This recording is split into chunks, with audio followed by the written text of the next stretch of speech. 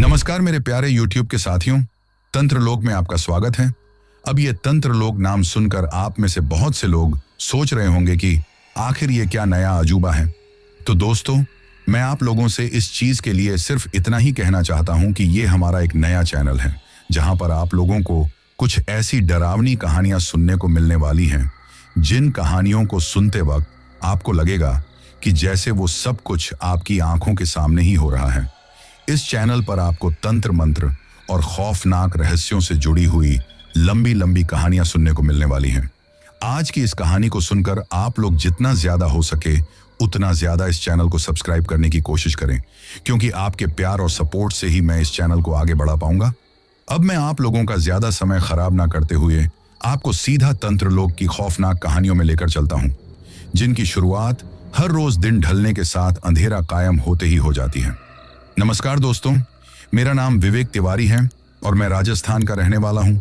आज मैं आप लोगों को अपनी लाइफ की एक ऐसी डरावनी घटना के बारे में बताने वाला हूं, जिसे सुनकर आप लोगों की भी रूह कांप उठेगी, क्योंकि जो कुछ भी मेरे साथ हुआ था वो इतना ज्यादा भयानक और दिल दहला देने वाला था कि उस घटना में अगर मेरी जगह कोई और होता तो शायद वो तो वही की वही दिल का दौरा पड़ने की वजह से ही मौत के मुंह में समा जाता।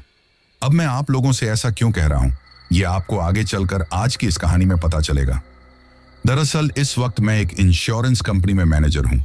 जब 4 साल पहले मैं इस कंपनी में एक सिंपल एम्प्लॉय था, तब मैं घर घर जाकर लोगों को इंश्योरेंस के बारे में जानकारी देकर उनका इंश्योरेंस करता था, और कभी कभी आसपास के गांवों में जाकर भी मुझे ये काम करना पड़ता था, क्योंकि जो जितनी ज्यादा लिमिट के इंश्योरेंस करता उन्हें उतनी ही ज्यादा सैलरी मिलती थी। शहर के लोगों को समझाना थोड़ा आसान होता था, इसलिए वो जल्द ही इंश्योरेंस के लिए भी मान जाते थे। पर सैलरी के ज्यादा पैसे बनाने के लिए मैं दिन रात आसपास के गांवों तक जाकर भी ज्यादा से ज्यादा इंश्योरेंस करने की कोशिश करता था।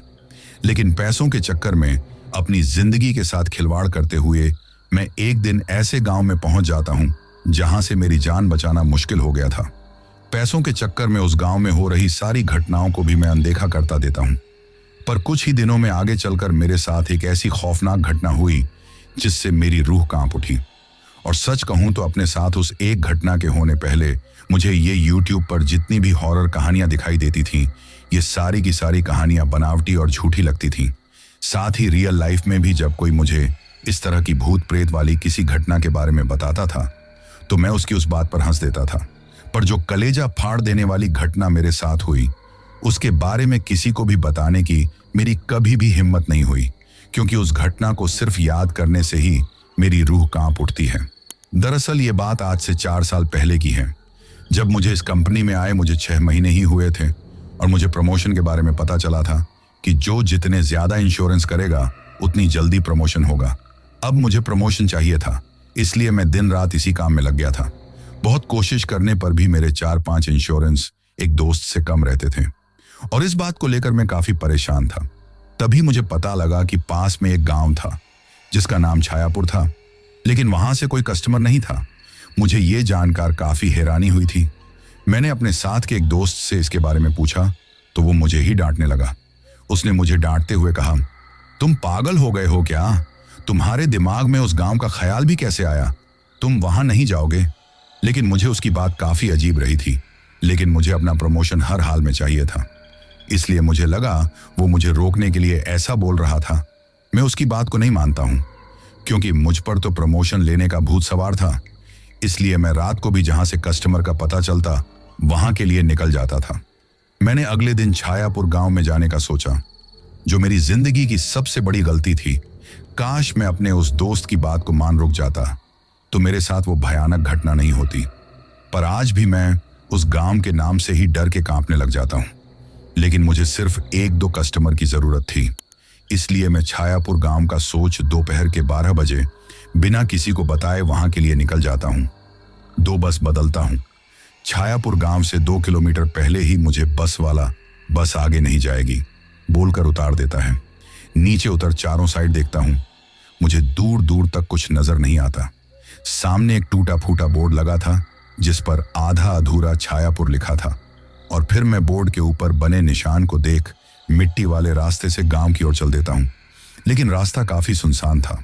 अब होली के पास का टाइम था, कुछ दूर चलने के बाद हल्की गर्मी से पूरे शरीर में पसीना आने लगा, तो अपने बैग से बोतल निकालकर मैं नैन बचा हुआ थोड़ा पानी पिया और फिर आगे की ओर बढ़ जाता हूँ।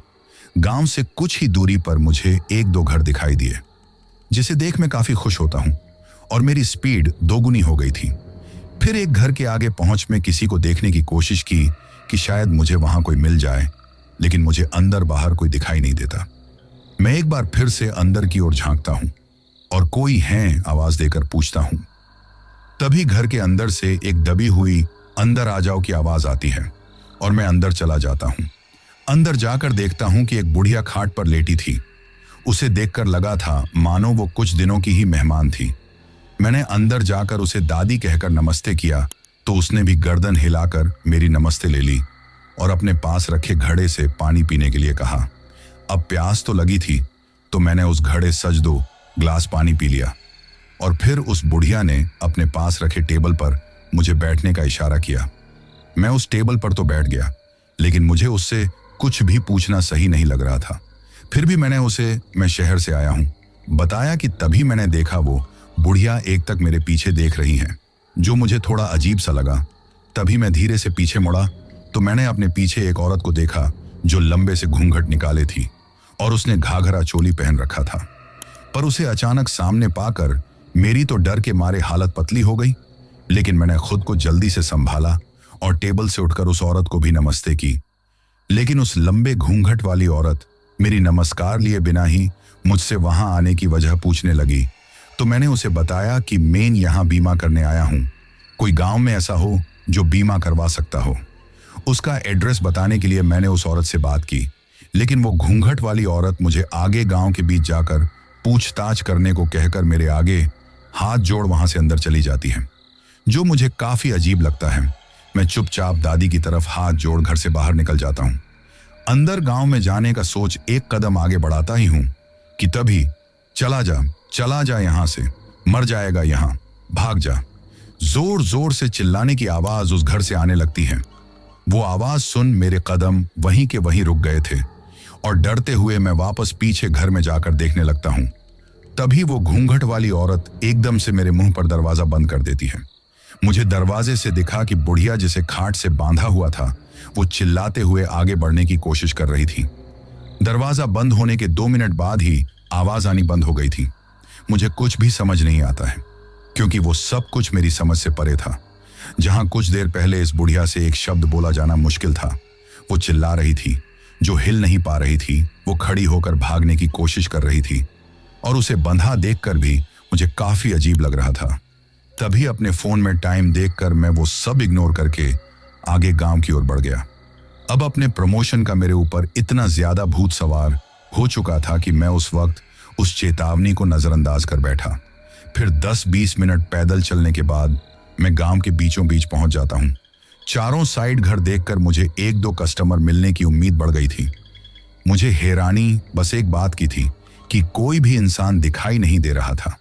सभी घर के दरवाजे बंद थे, कोई भी घर खुला नहीं था। तो मैं निराश होकर वहीं एक घर की चौखट पर बैठ गया था। चारों तरफ सन्नाटा देख दिल बैठा जा रहा था, लेकिन वो सब मेरे लिए काफी अलग था। इसलिए शाम होते देखकर मैंने वापस शहर जाने का सोचा और मैं खड़ा होकर वहां से जाने लगा कि तभी सभी घरों के दरवाजे खुलने लगते हैं। धीरे धीरे करके गांव में रौनक बढ़ने लगी थी।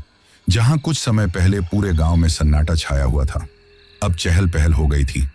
इसलिए अब मुझे काफी अच्छा लग रहा था, क्योंकि अब मेरा काम जो हो जाएगा।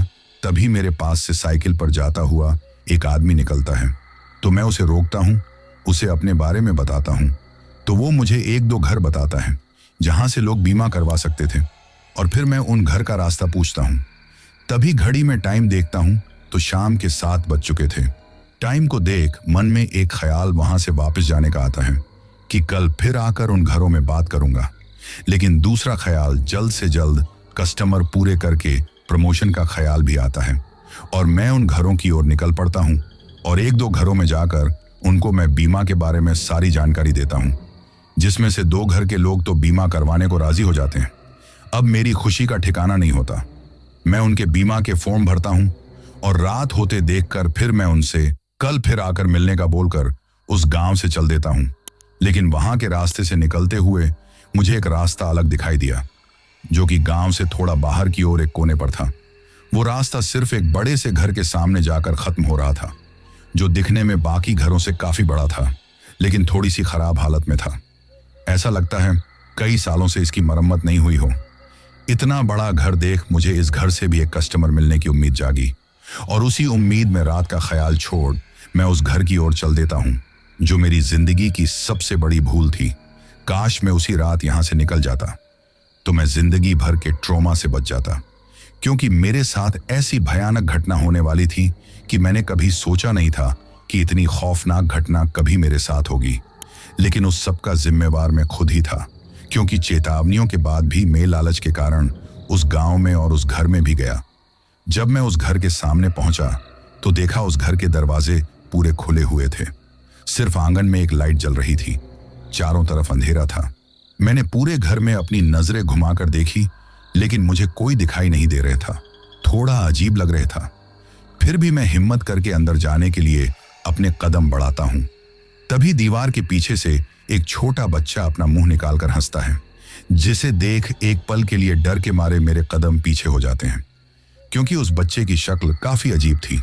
आंखों के चारों ओर काजल बाहर तक फैला था, होंठ एकदम काले, दांत भी आधे थे और उनमें से भी कुछ काले थे। तभी मैं खुद को संभालता हूं और उस बच्चे से घर में कोई है पूछता हूं, लेकिन वो बिना जवाब दिए घर के पीछे की ओर भाग जाता है और मुझे अंधेरे में दिखना भी बंद हो जाता है।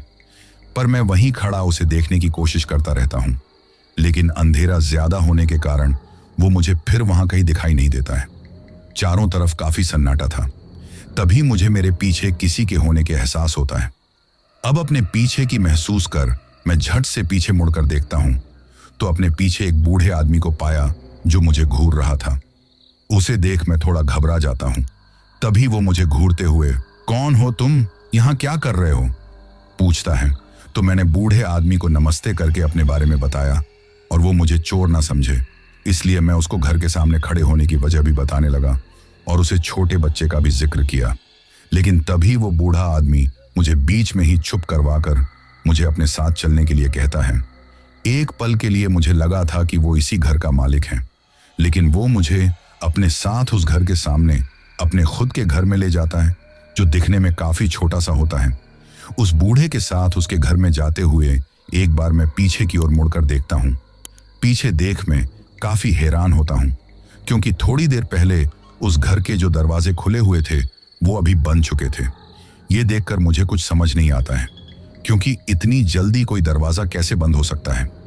मैं उस दरवाजे को हैरानी से देख रहा था कि तभी बूढ़ा आदमी मुझे अपने घर के अंदर आने के लिए आवाज लगता है और मैं अंदर चला जाता हूँ। लेकिन घर को देखकर साफ पता चल रहा था कि उस घर में सिर्फ वो अकेला रहता है। वो बूढ़ा आदमी मुझे पीने के लिए पानी देता है और मेरे बारे में पूछता है। मुझे उससे बीमा करवाने की कोई उम्मीद नहीं होती है, इसलिए ऊपर ऊपर से थोड़ा थोड़ा बता देता हूँ। लेकिन वो बूढ़ा आदमी बीमा करवाने के लिए हाँ कर देता है, जो मेरे लिए काफी हैरान कर देने वाला होता है। बूढ़ा आदमी घर का इंश्योरेंस करने के लिए बोलता है।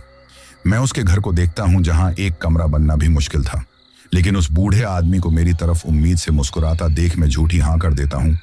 बूढ़ा आदमी मुझे आज रात वहीं पर रुकने का लिए कहता है, लेकिन मैं जाने के लिए खड़ा हो जाता हूं। तभी वो मुझे बताता है कि इस गांव की आखिरी बस शाम से पहले ही निकल जाती है और सिर्फ वो एक बस ही जाती है। ये बात सुनकर फिर मैं भी रात का ख्याल कर वहीं रुक जाता हूँ। बूढ़ा आदमी मुझे खाना देता है, जो काफी ठंडा होता है। ऐसा लग रहा था मानो सुबह का हो, लेकिन भूख लगी होने के कारण मैं वो खा लेता हूँ। बूढ़ा आदमी मुझे सोने के लिए एक चारपाई और चद्दर भी देता है, जिसे लेकर मैं लेट जाता हूँ। दिन भर की थकान के बाद लेटकर काफी अच्छा लग रहा था। मैं साइड में बूढ़े आदमी की तरफ करवट लेता हूँ तो एकदम से बूढ़े आदमी को लेटे हुए मुझे घूरते देख डर में जाता हूँ, क्योंकि बूढ़ा आदमी काफी अजीब तरीके से मुझे घूर रहा होता है। फिर मैं फिर से सीधा सोकर ऊपर की तरफ देखने लगता हूँ। तभी बूढ़ा आदमी बोलता है कि रात को कुछ भी हो अपनी चारपाई से खड़े मत होना और उस घर में जाने की गलती मत करना। अगर अपनी भलाई चाहते हो तो। मुझे कुछ समझ नहीं आता है।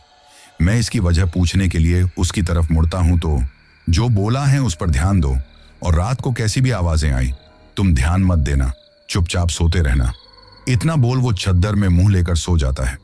मुझे उसकी बात कुछ समझ नहीं आई। वो सो चुका था, लेकिन मैं उसी की तरफ देखता रहा और फिर उस बूढ़े आदमी की बात को इग्नोर कर मैं अपने फोन को देखने के लिए निकालता हूं, लेकिन उसमें नेटवर्क नहीं होता है और बैटरी भी काफी कम थी। तो मैंने अपने बैग से फोन का चार्जर निकाला और चारों साइड देखा, लेकिन घर में कहीं चार्जिंग प्लग नहीं था। अब मैं निराश होकर फोन और चार्जर दोनों को साइड में रख सो जाता हूं। मेरी आंख लगी ही थी कि मुझे हल्की हल्की ठंडी लगने लगती है, तो मेरी आंख खुल जाती है। मेरी नजर बाहर गेट की तरफ जाती है, जहां मुझे किसी की परछाई नजर आती है, मानो अभी अभी गेट के सामने से कोई साइड में गया हो। मैं बूढ़े आदमी की तरफ देखता हूं। उसको सोते देख उसे उठाने का मन नहीं होता है। गांव है, कोई जा रहा होगा या कोई जानवर हो सकता है। सोचकर और उसकी बात को याद कर कि कुछ भी हो, चारपाई से खड़े मत होना। मैं भी अपने ऊपर चद्दर डालकर और चद्दर में मुंह देकर सो जाता हूं। इस बार आंख लगे मुझे आधा घंटा ही हुआ था। मुझे ऐसा महसूस हो रहा था कि गेट पर कोई खड़ा हो और मुझे देख रहा हो। काफी अजीब सा महसूस हो रहा था। हल्का हल्का डर भी था। अब मैंने धीरे से आंखें खोली और चद्दर से धीरे धीरे मुंह बाहर निकालकर उस ओर देखा, तो ऐसा लगा कि अभी कोई दरवाजे पर सामने से साइड में गया है। तभी मैं झट से बैठ जाता हूं। इतनी रात को वो चीज मुझे काफी परेशान कर रही थी, लेकिन खड़े होकर जाकर देखने की हिम्मत भी नहीं थी। साइड में बूढ़े आदमी को आराम से सोते देख मैं फिर से लेट जाता हूं। और उस दरवाजे पर कौन था? क्या मुझे जाकर देखना चाहिए? कोई तो था, कपड़ों से शायद कोई औरत थी। ये सब सोचता रहता हूं। 1-1.5 घंटे बाद मुझे फिर से नींद आ जाती है। इस बार मुझे नींद आए काफी टाइम हो चुका था। 3-4 घंटे की अच्छी नींद में था। तभी मुझे ऐसे लगा कि कोई मेरे पैर के पास खड़ा हो। मेरी एकदम से आंख खुलती है, तो मैं जो देखता हूं मुझे अपनी आंखों पर विश्वास नहीं होता है, जिसे देख डर से मेरे दिल की धड़कनें काफी तेज हो चुकी थी। मैंने देखा एक घूंघट वाली औरत जिसने घाघरा चोली पहना था, वो मेरी चारपाई के पास से मुड़ते हुए बाहर जा रही थी।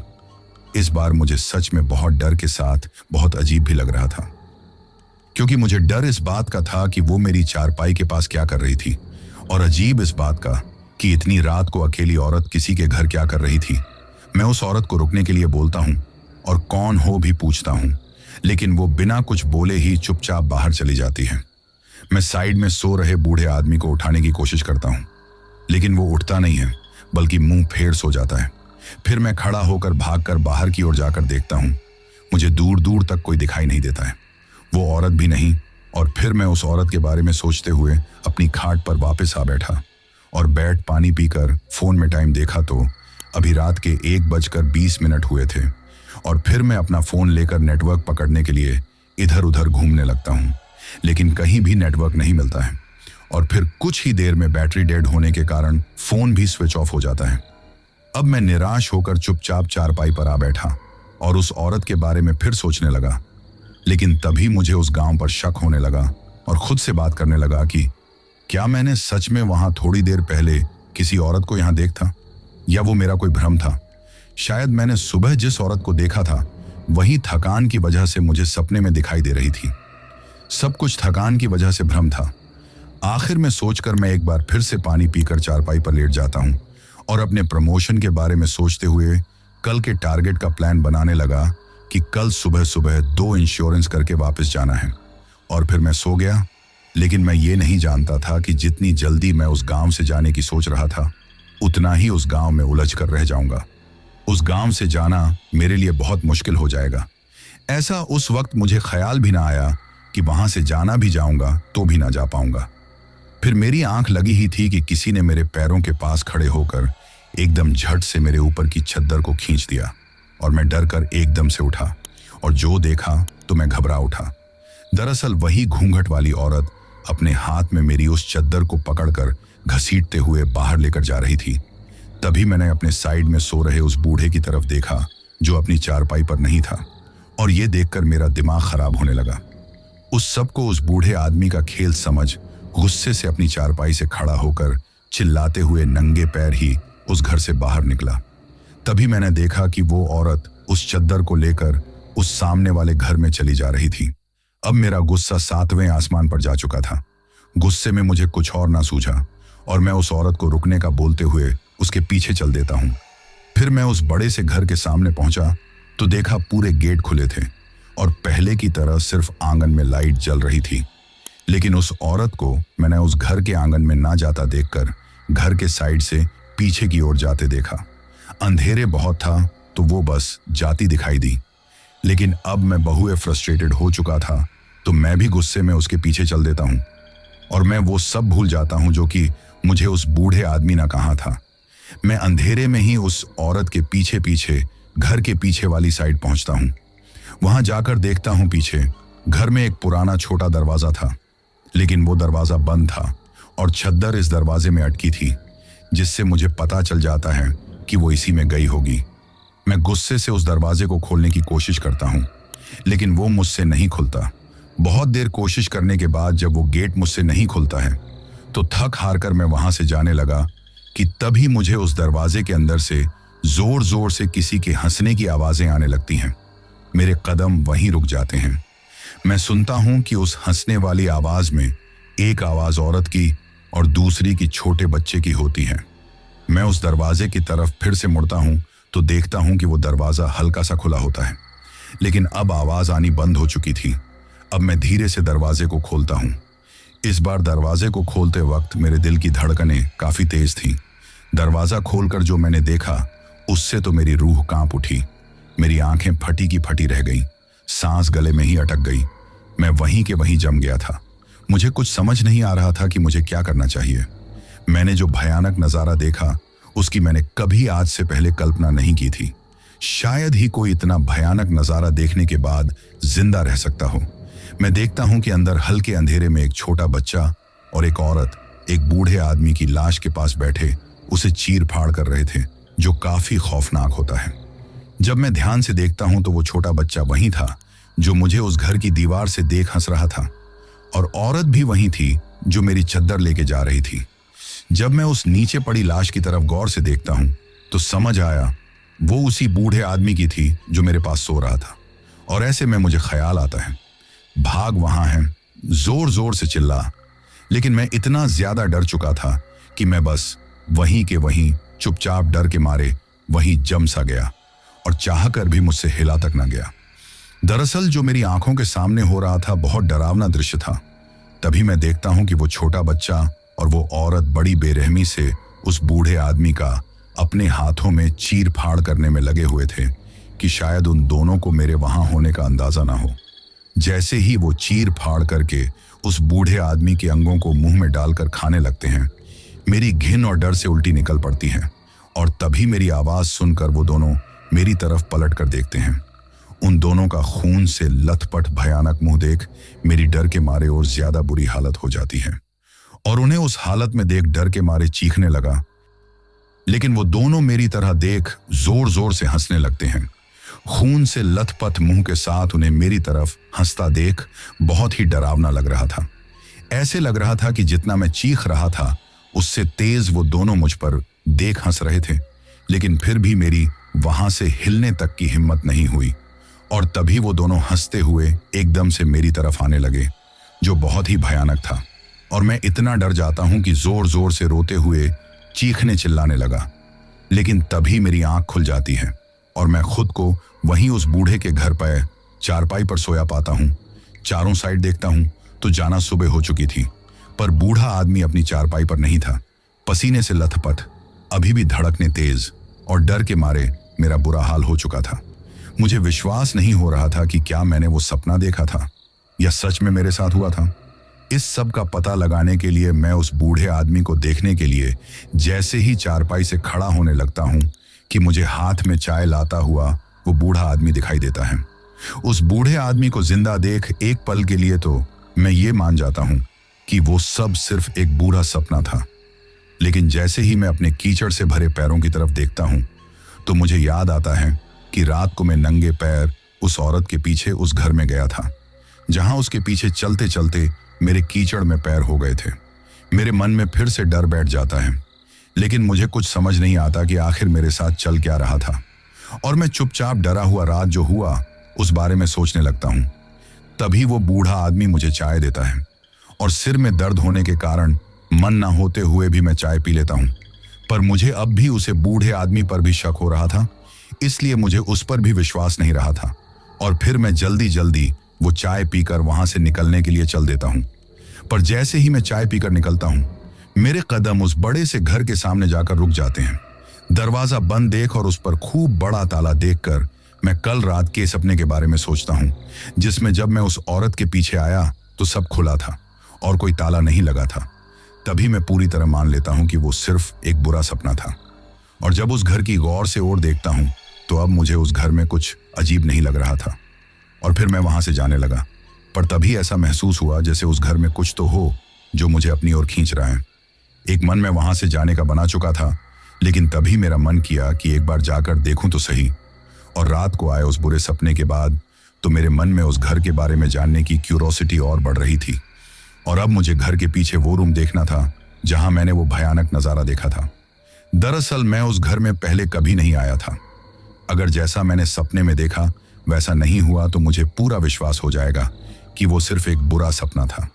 ये जानने के लिए जैसे ही मैं अपने कदम घर की ओर बढ़ाता हूं कि तभी लो बूढ़ा आदमी मुझे डांटते हुए चिल्ला पड़ता है, तुम क्या करने जा रहे हो? लगता है तुम्हें अपनी जान प्यारी नहीं। चले जाओ यहां से, इस गांव से, जितना जल्दी हो सके यहां से चले जाओ। उसे चिल्लाता सुन मैं एकदम से थोड़ा घबरा जाता हूं और मैं अपने कदम पीछे की ओर कर लेता हूं। अपना बैग संभालते हुए फिर मैं वहां से चला जाता हूं। गांव के बीचों बीच मेरी मुलाकात गांव के सरपंच से हुई। जब मैंने उसको मेरे बारे में बताया तो वो भी बीमा करवाने को तैयार हो गया। मुझे भी एक और कस्टमर मिलने की खुशी थी। सरपंच मुझे अपने घर लेकर गया, चाय पानी पिलाया। मैंने वहां अपना फोन भी चार्ज किया और फिर मैं डॉक्यूमेंट की सारी फॉर्मेलिटी करने लगा। पर तभी फॉर्मेलिटी करते हुए मैं देखता हूं कि उस सरपंच का एक दोस्त दरवाजे पर खड़ा मुझे घूर रहा था। ये देखकर मैंने पास बैठे सरपंच को बोला तो वो हंसते हुए कहने लगा कि इसको शहरी बाबू थोड़े कम ही पसंद हैं, लेकिन बंदा दिल का बहुत अच्छा है। और तभी सरपंच उसके कंधे पर हाथ रख उसे मेरे पास लाया और हम दोनों को मिलाया। वो अभी भी मुझे अजीब नजरों से देखे जा रहा था, लेकिन उसको इग्नोर कर मैं अपने काम पूरे करने में लग जाता हूं। पर तभी वो बीच में बोलता है कि सुनने में आया है तुम कल से इस गांव में हो और रात को गांव से बाहर कोने पर बने बड़े घर के सामने एक बूढ़े आदमी के साथ रुके थे। उसकी ये बात सुन सब हैरानी से मेरी ओर देखने लगे। मुझे कुछ समझ नहीं आया कि आखिर ऐसा क्या हुआ जिससे वो सब मुझे अजीब नजरों से देख रहे थे। सरपंच मेरे पास आकर मुझसे क्या मैं उस घर में गया था पूछता है। जैसे ही मैंने उसे मना किया सभी लंबी गहरी सांस छोड़ते हुए अच्छा हुआ कहने लगे। मुझे कुछ सही नहीं लग रहा था तो मैंने उनसे उस घर के बारे में पूछा। वो लोग बात को बदल देते हैं और मुझे बीमा के बेनिफिट्स पूछने लगते हैं और फिर मैं सारी फॉर्मेलिटी कर वहां से निकलने के लिए चल देता हूं। पर रास्ते में फिर वही घर देखता हूं जहां मैंने उस अजीब बुढ़िया और औरत से मिला था। उसे बंद देख मैं गांव से बाहर जाने के लिए चल देता हूं।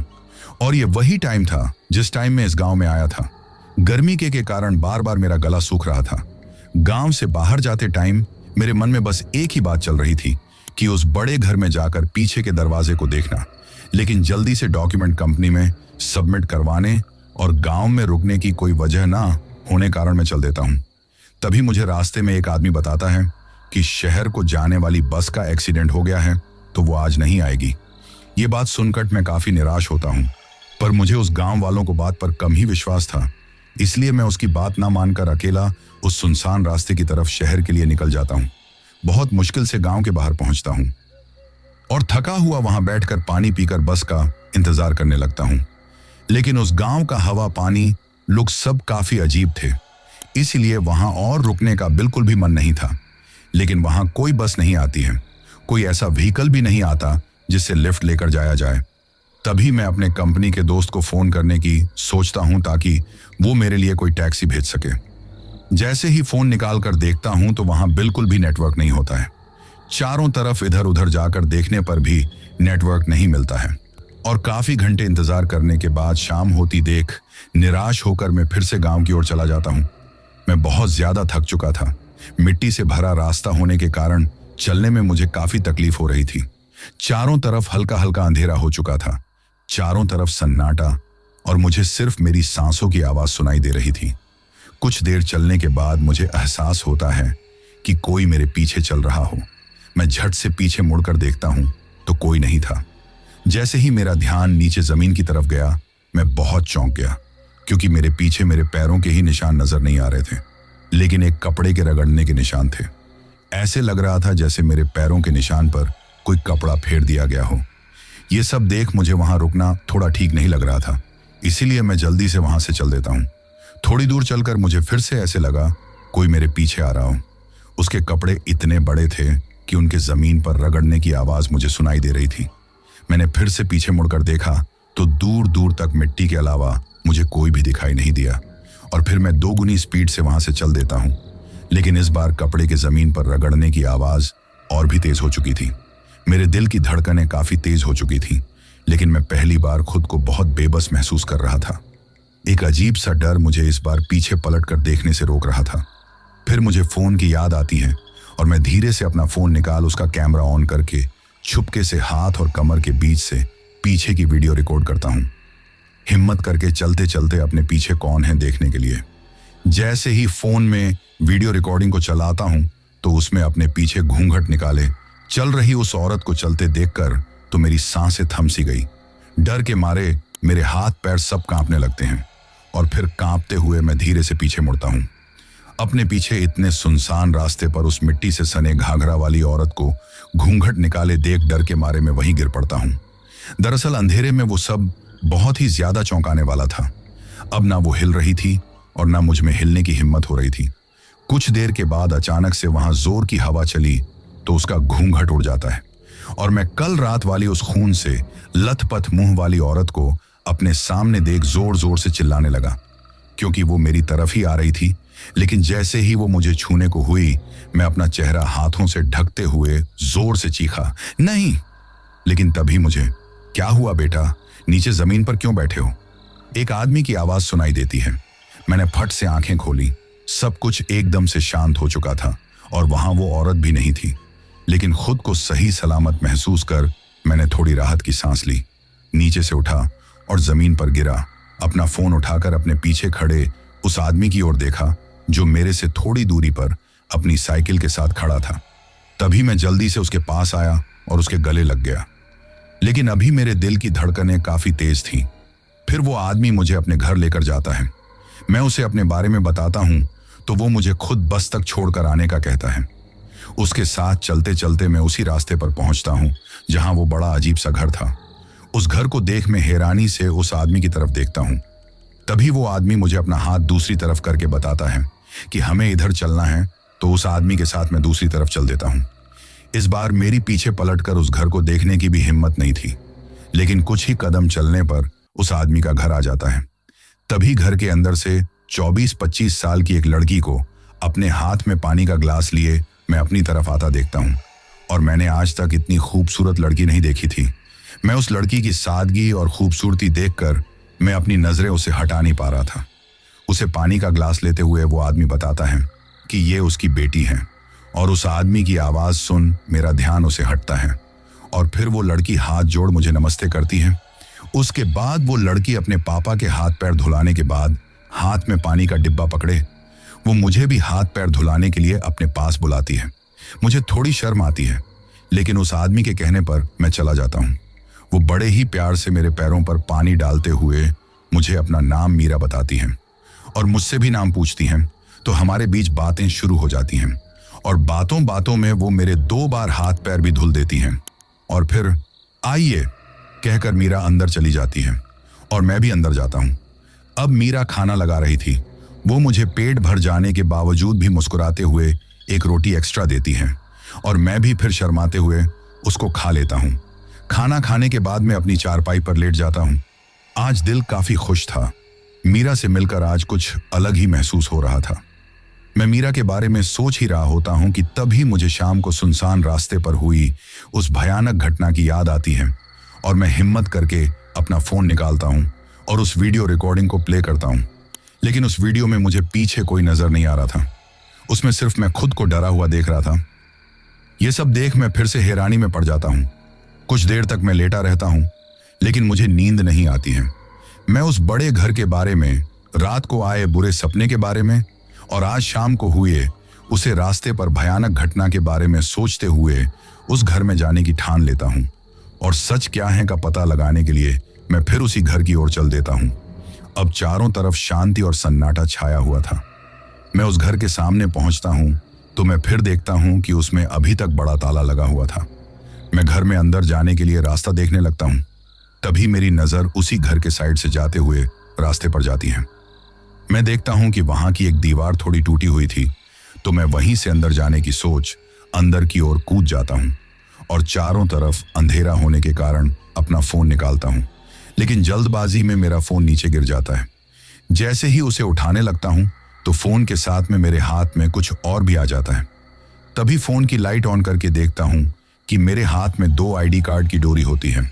मैं फटाफट उन कार्ड को देखता हूँ जो किसी 2 लड़कों के होते हैं, पर मुझे एक छोटे बच्चे के हंसने की आवाज आती है। मैं देखता हूँ कि मेरे सामने घर के दूसरी साइड एक छोटा बच्चा था।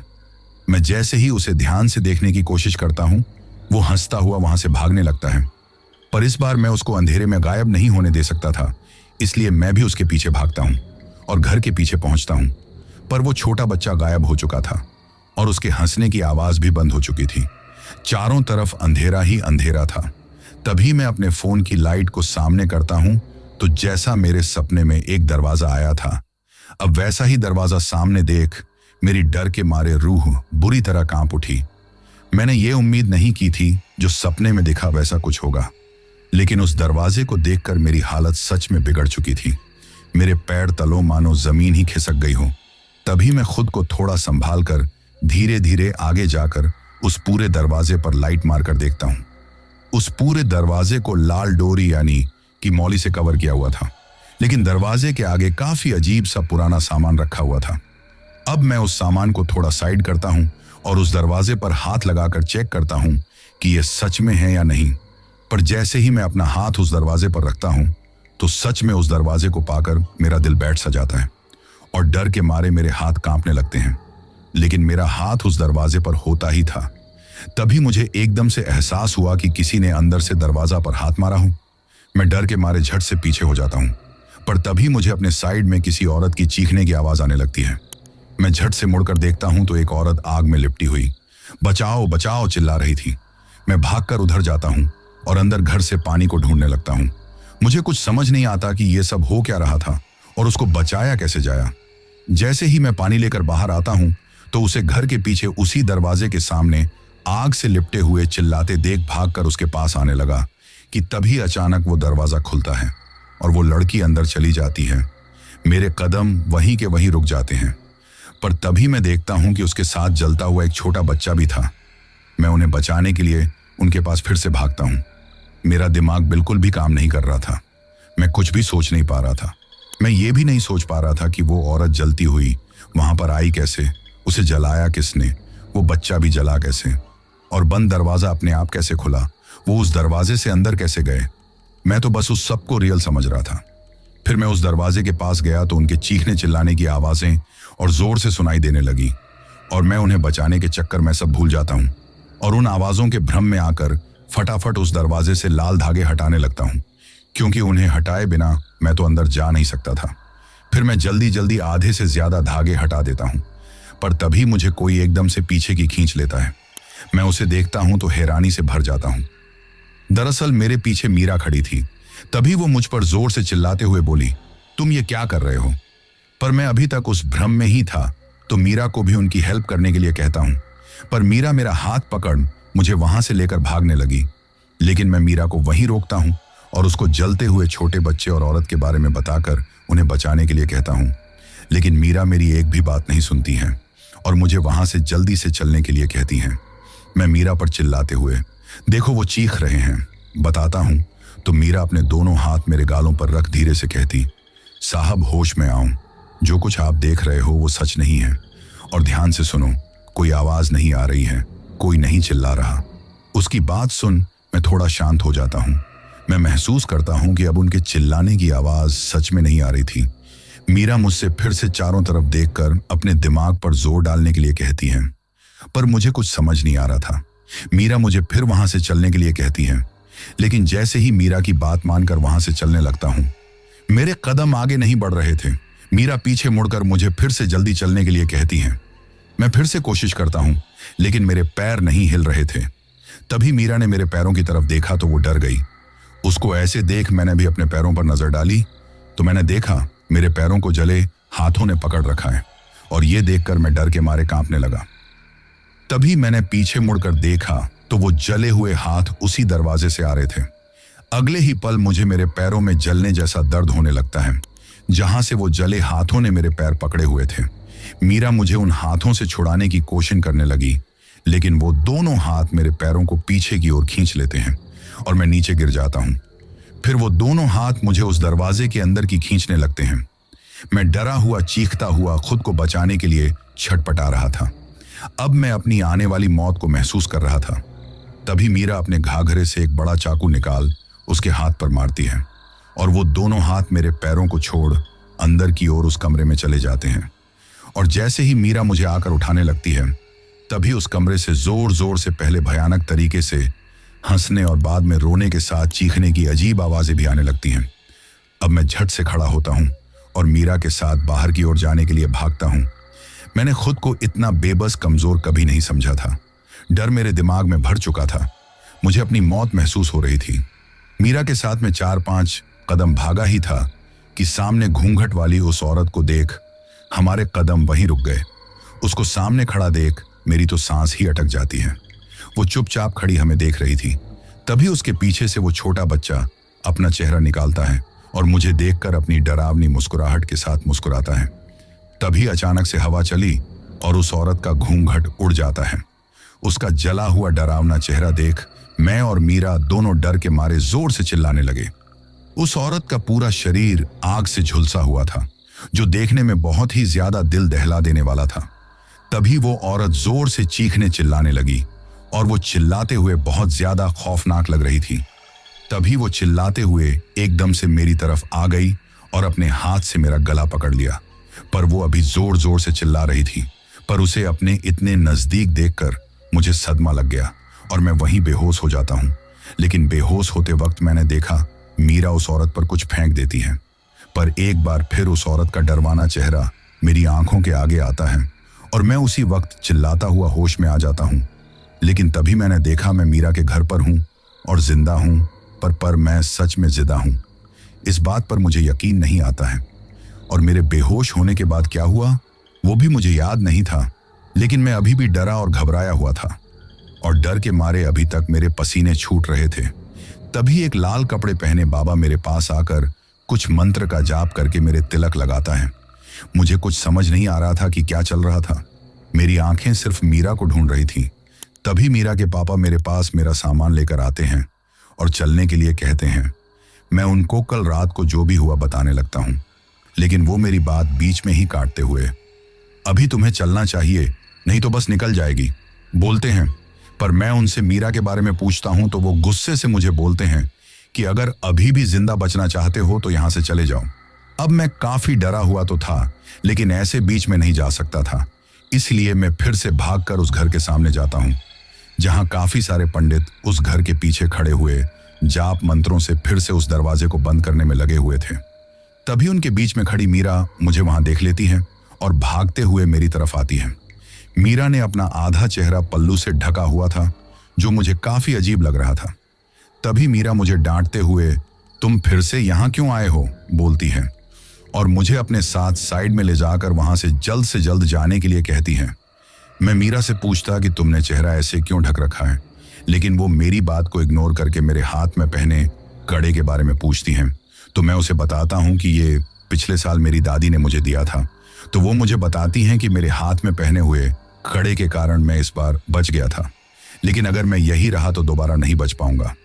मैं मीरा से रात को जो हुआ उसके बारे में भी पूछता हूं, तो मीरा कहती हैं कि अभी वक्त नहीं है, तुम्हें यहां से निकलना चाहिए। और फिर मीरा के पापा मेरा हाथ पकड़कर मुझे वहां से चलने के लिए कहते हैं। मैं अपनी जान बचाने के लिए मीरा की बात मानकर मीरा को वहीं पीछे छोड़ मीरा के पापा के साथ गांव से निकल जाता हूं। तभी मीरा के पापा बताते हैं कि जो रात हुआ वो हर बार शहर से आए लड़कों के साथ होता है, लेकिन इस बार फर्क इतना है कि तुम जिंदा बच गए हो। तुम्हारे जिंदा बचने की 2 वजह थी, एक तुम्हारा ये कड़ा और दूसरी मीरा। अब तुम जानना चाहते होंगे कि वो सब क्या था। तो बात कुछ साल पहले की थी, जब हमारे गांव की एक बहुत ही प्यारी लड़की को एक लड़के से प्यार हो गया था। और वो लड़का इसी गांव के जमींदार का लड़का था, लेकिन वो सब बाहर शहर में रहते थे। उस लड़के ने उस लड़की को धोखा दिया, उससे शादी करके शहर लेकर जाने का वादा करके रिश्ता बनाया। लेकिन बाद में वो उस बात से मुकर गया। जब उस लड़के का पूरा परिवार गांव आया तो उस लड़की ने सबके सामने उसकी असलियत बता दी, और अपने पेट में पल रहे बच्चे की बात भी उसने पूरे गांव के आगे रख दी। लेकिन किसी ने उस लड़की का विश्वास नहीं किया। सबने लड़के की बात मानी और सारे गांव वाले उस लड़की को चरित्रहीन समझने लगे। उसके पिता से बेइज्जती सहन नहीं हुई और उसने आत्महत्या कर ली। उस लड़की से छुटकारा पाने के लिए एक रात वो लड़का फिर से गांव आया और उस लड़की को बहला फुसलाकर माफी मांगकर शादी करने का वादा करके अपने उस घर में ले गया, जहां उसने उसे फिर से धोखा दिया। वो पहले उस लड़की को खूब पीटता है। जब उस लड़की की दर्द के मारे बुरी हालत हो जाती है तो वो लड़का उसे घसीटते हुए अपने घर के पीछे वाले कमरे में ले जाता है। वो लड़की जान की खूब भीख मांगती है, लेकिन उस जानवर को बिल्कुल भी दया नहीं आती है। वो लड़की उसे गांव छोड़कर बहुत दूर चले जाने का भी बोलती है। वो उसे कभी नहीं दिखेगी ऐसा भी बोलती है, लेकिन वो लड़का उसकी एक नहीं सुनता और आखिर में गुस्से में आकर उस पर मिट्टी का तेल डालकर उसको जलाकर उसी कमरे में बंद कर देता है। और वो रोती रहती है, पर उस जानवर को कुछ फर्क नहीं पड़ता है और वो हमेशा के लिए दर्द में चीखती चिल्लाती इस दुनिया से चली जाती है। पर तभी बस का हॉर्न बजता है। मीरा के पापा की आंखों में आंसू देख मैं भी भावुक हो जाता हूं। तभी मैं देखता हूं कि मीरा के पापा की आंखों में आंसू के साथ दर्द भी झलक रहा था। मैं उनसे उस लड़के के बारे में पूछता हूं तो वो बताते हैं कि कुछ सालों बाद उसका पूरा परिवार इसी घर में दिवाली मनाने आया था, तो वही उस लड़की की आत्मा ने सबसे बदला ले लिया। मैं मीरा के पापा से कैसे बदला लिया पूछता ही हूं कि इतने में बस चल पड़ती हैं और मैं भागकर बस में चढ़ जाता हूं। खुद को जिंदा पाकर मैं भगवान का हाथ जोड़कर शुक्रिया करता हूं और अपने हाथ में पहने कड़े को देख दादी को याद करता हूं। फिर बस में बैठ शहर के लिए निकल जाता हूं। पर तभी एक घूंघट वाली औरत को छायापुर बोर्ड के पीछे खड़ी हुई देख मैं फिर डर जाता हूं और झट से आंखें बंद करके बैठ जाता हूं। मैं उस गांव से दूर आ चुका था, लेकिन मुझे अभी तक विश्वास नहीं हो रहा था कि मैं उस गांव से निकल चुका हूं। अब मैं जल्द से जल्द अपने शहर पहुंचना चाहता था, पर तभी मीरा के बारे में सोचते हुए मुझे याद आता है कि रात को मैंने 2 आईडी कार्ड देखे थे। वो किसी शहरी लड़के के ही थे। मैं अपने कोट में हाथ डालकर उन कार्ड को फिर देखता हूं जो मैंने रात को अपनी पॉकेट में डाल लिए थे। उन दोनों आईडी कार्ड को मैं अपने बैग में डाल लेता हूं और मैं शहर जाकर उन दोनों के बारे में और उस गांव के बारे में और जानकारी इकट्ठी करने का भी सोच लेता हूं और काफी घंटों के बाद शहर पहुंचता हूं। लेकिन अपने घर जाकर जैसे ही नहाने जाता हूं तभी मेरा ध्यान मेरे पैरों की तरफ जाता है। मेरे पैरों पर अभी तक जलने के निशान थे, जिन्हें देख मुझे फिर से उस भयानक रात की याद आ जाती है, जिसका मुझे अभी तक डर महसूस हो रहा था। मेरे पैर फिर से कांपने लगते हैं और फिर उस भयानक घटना के बाद मैंने कभी किसी गांव में न जाने का सोच लिया था। जिन बातों को आज तक मैं सिर्फ कल्पना मानता था वो सब सच लगने लगी थी। बुरी शक्तियां भी होती हैं, विश्वास हो गया था। अब मेरी इन बातों पर मजाक बनाने की हिम्मत नहीं बची थी। अगले दिन ऑफिस में जाकर डॉक्यूमेंट सबमिट करता हूं। ऐसे ही काफी दिन बीत जाते हैं, लेकिन एक दिन अपने दोस्त को मेरे साथ हुई सारी घटनाओं के बारे में बताता हूं, जिसने मुझे उस गांव जाने से मना किया था। लेकिन उसको सिर्फ मीरा की बात में सच्चाई लगती है और गांव जाकर फिर से भाभी से मिलने के बारे में पूछता है। लेकिन मैं उसे साफ मना कर देता हूं, क्योंकि मैं फिर से उस गांव में जाना नहीं चाहता था, लेकिन मीरा से मिलना चाहता था। उसे जान बचाने के लिए शुक्रिया करना चाहता था। तभी मेरा दोस्त नेक्स्ट वीकेंड पर गाड़ी पर सिर्फ सुबह शाम होने से पहले छायापुर गांव जाकर मीरा से मिलकर आने का बोलता है। लेकिन मैं उसे फिर उस गांव जाने के लिए मना कर देता हूं, तो दोस्त गांव से बाहर मिलने की बात कहता है, जो मुझे कुछ हद तक सही लगती है। मैं मीरा को एक खत लिखता हूं, जिसमें बताता हूं कि मैं कल तुमसे तुम्हारे गांव के बाहर मिलूंगा। उसमें मैं टाइम भी लिखता हूं, जो मुझे थोड़ा ठीक लगता है। रात होती है। मीरा से मिलने की खुशी में मुझे नींद नहीं आ रही थी और बार बार कल मीरा से मिलूंगा तो क्या कहूंगा सोच रहा था। मीरा का सोचते सोचते मेरी आंख लग जाती है। मेरी आंख लगी ही थी कि अचानक मेरे पैरों में जलन होने लगती है। मैं देखता हूं कि जले हुए घाव भर चुके थे, लेकिन उनमें अभी भी जलन हो रही थी। मैं क्रीम ढूंढकर जले निशान पर क्रीम लगाने लगता हूँ। तभी मुझे उन आईडी कार्ड का ध्यान आता है जो मैं उस डिश घर से लाया था। मैं जल्द से क्रीम लगाकर उन्हें निकालता हूँ और उनकी कंपनी के बारे में सर्च करता हूँ। फिर अपने कनेक्शन के जरिए कंपनी के एम्प्लॉय की जानकारी निकलवाता हूँ, जिससे ये साफ हो जाता है कि उन दोनों की मौत उसी दौरान हुई थी जब वो उस गांव में गए थे, लेकिन किसी को कुछ पता नहीं चला था। तभी मुझे उस लड़के का ख्याल आता है, तो मैं छायापुर गांव के बारे में जानकारी निकालने लगता हूँ। तभी मुझे एक पुरानी न्यूज़ से पता चलता है कि उस गांव के सबसे अमीर जमींदार परिवार की एक रहस्यमयी तरीके से मौत हुई थी, जिसमें सभी लोग जलकर मरे थे। एक बात और भी पता चलती है कि उसमें सभी की लाश बरामद की गई, लेकिन जमींदार के बेटे की लाश कहीं नहीं मिली थी। ये देखकर मैं काफी चौंक जाता हूँ, क्योंकि ये काफी अजीब था। तभी मुझे एक न्यूज़ और मिलती है जिसमें थोड़ी बहुत सच्चाई बताई गई थी। उसमें बताया जाता है कि उस लड़के के साथ गांव की एक लड़की भी गायब थी, जिससे वो लड़का प्यार करता था, क्योंकि इन दोनों की लाश नहीं मिली थी। इस न्यूज़ में उस लड़के का नाम राहुल और लड़की का नाम मीरा पढ़ मुझे काफी अजीब लगता है। मीरा और उसके पापा के बारे में ज्यादा कुछ बताया हुआ नहीं था। उस लड़की का नाम मीरा पढ़ मुझे विश्वास नहीं होता है। मैं बार बार उस न्यूज़ को पढ़ता हूँ। तभी मेरे दिमाग में मीरा के पापा की आंखों से झलकते हुए आंसू याद आते हैं। उनकी आंखों में उस दर्द को याद कर मेरे पैर के तले जमीन खिसक जाती है। मैं धीरे धीरे करके अपने दिमाग पर जोर डालता हूँ और फिर सब समझ जाता हूँ। सब समझ जाने के बाद मेरे मन में और ज्यादा डर बैठ गया था। मीरा के पापा का उस सुनसान रास्ते पर मिलना, मुझे अपने साथ लेकर जाना। रात को जब मैं उस घर में गया तो मीरा का वहां आना, और तभी मुझे याद आता है कि जब उस घूंघट वाली औरत ने मेरा गला पकड़ था, तो बेहोश होने से पहले मीरा ने उस औरत पर नहीं, बल्कि जिस बूढ़े बाबा के घर में एक रात पहले मैं रुका था, उसने उस औरत पर कुछ डाला था। यानी कि मुझे मीरा ने नहीं, उस बूढ़े आदमी ने बचाया था। लेकिन मुझे बेहोश होने के बाद का कुछ याद नहीं था। न मुझे ये पता था कि उस बूढ़े आदमी के साथ क्या हुआ होगा, क्योंकि जब मैं सुबह उठा था तो मीरा के घर था। मीरा का आधा चेहरा ढकना, उसके पापा का हमेशा गले के चारों तरफ कपड़ा रखना, मुझे सब समझ आ गया था। मैं फिर से भगवान के आगे हाथ जोड़ बचाने के लिए धन्यवाद करता हूँ। और अगर मैं ये नहीं देखता और कल चला जाता तो ये सोच कांप उठता हूँ। मैं फिर से उस भ्रम में जाने से बच गया था। शायद ये दादी की दुआएं ही थीं जो मेरे हर वक्त काम आ रही थी। अब पता चल रहा था कि दादी क्यों हर वक्त पूजा आरती करती रहती थी और मेरे लिए कुछ ना कुछ बनाकर मेरे हाथ पैर या मेरे सामान में रखती रहती थी। दादी के दिए उस कड़े को लेकर मैं लेट जाता हूँ, लेकिन मुझे नींद नहीं आती है। फिर से खुद को मुसीबत से बचता महसूस कर रहा था। मीरा के नाम भेजे उस खत के बारे में सोच थोड़ा परेशान भी होता हूँ, लेकिन ऐसे ही 1-2 महीने निकल जाते हैं। मेरा प्रमोशन भी हो जाता है। मैं काफी खुश था, लेकिन तब तक जब तक मेरा ध्यान मेरे पैरों पर जेल हुए निशान पर नहीं जाता था। मेरे प्रमोशन को हुए 2 दिन हो चुके थे। तभी मेरे घर एक खत आता है, लेकिन उस पर कोई एड्रेस नहीं था। मुझे लगा किसी ने कॉन्ग्रेचुलेशन लिखकर भेजा होगा या फिर कंपनी की तरफ से कोई नोटिस होगा। ये सोच मैं खुशी खुशी उसको अंदर ले जाता हूँ और उसे खोल पढ़ने लगता हूँ।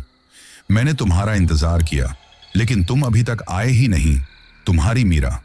ये पढ़ने के बाद मेरे हाथ पैर कांप उठते हैं। मैंने ये कभी नहीं सोचा था कि मेरा वो खत मीरा को मिला होगा और उसका जवाब भी आएगा। डर के मारे मैं उस खत को फाड़ कर बाहर डस्टबिन में फेंक देता हूँ और दरवाजा बंद करके घर में दुबक कर बैठ जाता हूँ। अगले दिन जब मेरा दोस्त आता है तो उसे सारी बात बताता हूँ। वो डस्टबिन से खत वापस लेने जाता है, लेकिन कूड़ा जा चुका था। अब मेरे पास कोई सबूत नहीं होता जिसे मैं अपनी दोस्त को दिखाकर अपनी बात पर विश्वास दिल सकूं। उसको मैं अपने पैरों पर जले हुए निशान भी दिखता हूं, लेकिन आज तक कोई भी मेरी इन बातों को मानने को तैयार नहीं था। हर रात मुझे सपने में उस औरत का और मीरा का चेहरा दिखाई देता है, लेकिन दिल इस बात को मानने को तैयार नहीं कि वो दोनों एक ही हैं।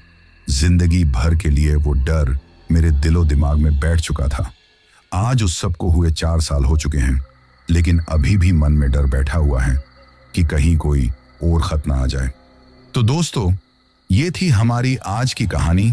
कहानी आपको कैसी लगी ये आप मुझे कमेंट करके जरूर बताना। तो अब मैं उन लोगों के नाम लेता हूं जिन्होंने कल की हमारी स्टोरी पर सबसे पहले कमेंट करके ये बताया था कि वो कहां से कहानी सुनते हैं और उनका नाम क्या है।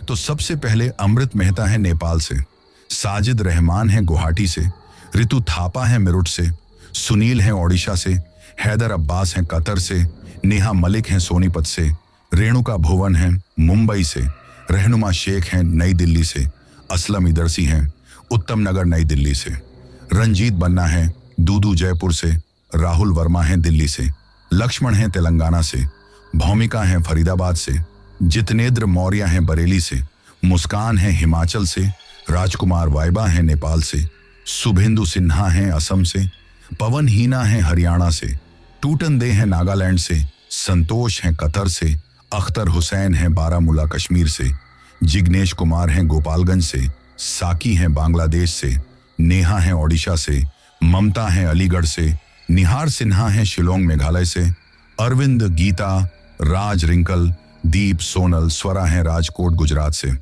पूर्ण चंद हैं बालोतरा राजस्थान से, रेहान हैं नेपाल से, वजीद तब्बसुम हैं पटियाला हाउस लाहौर पाकिस्तान से, श्याम हैं मणिपुर से, राजश्री हैं ठाणे मुंबई से, जीएम शेख हियम अहमदाबाद गुजरात से, पूनम धानका हैं राजकोट गुजरात से, बालांगीर हैं ओडिशा से, फैजान हैदर हैं लाहौर पाकिस्तान से, नंदन कुमार हैं जमुई बिहार से, शिखा दानी हैं छत्तीसगढ़ से, सूरज पंडित हैं आगरा से, रिंकू भाटिया हैं अमृतसर पंजाब से, कुलविंदर कौर हैं लुधियाना पंजाब से, पूनम हैं जमशेदपुर झारखंड से, अनीश अहमद हैं दिल्ली से, राजा हैं फरीदाबाद हरियाणा से, राजवीर सिंह बन्ना हैं दूदू जयपुर से, राज तागड़े हैं छिंदवाड़ा से, सिपा बरार हैं भटिंडा पंजाब से, यूएस तिवारी और हर्ष तिवारी हैं सिरसा प्रयागराज से, रोहित जाटव हैं सीतामंडी से, सनी वर्मा हैं यूपी से, हैदर अब्बास हैं कतर से, और सबसे लास्ट में साजिद खान हैं